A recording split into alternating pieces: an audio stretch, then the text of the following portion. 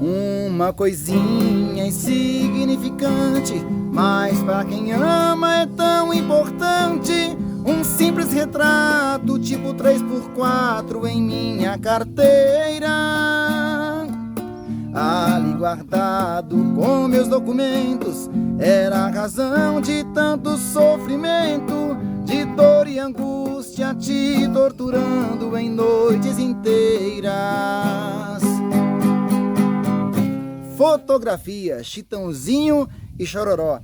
Canção composta por Alcino Alves e Chororó.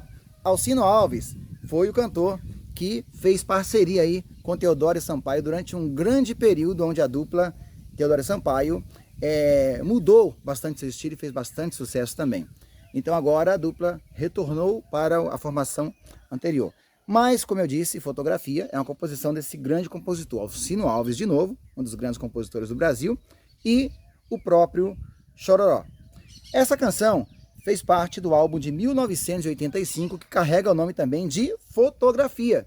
Este álbum vendeu 1,8 milhões de cópias. Um álbum que traz canções de grandes sucessos e que também é uma marca da dupla Chitãozinho e Chororó, que já estava ali no mercado inserida com grandes sucessos da música sertaneja.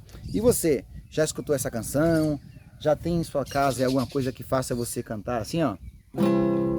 Até que um dia estava alucinado, cheguei em casa desesperado, cego de amor, louco de saudade, me tranquei no quarto.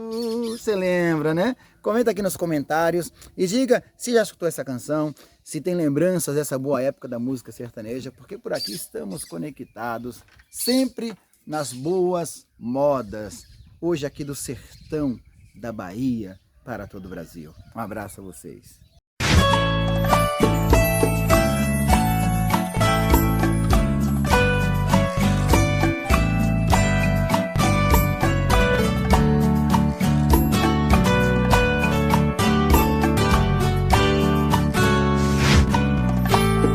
Me diz como vai ficar.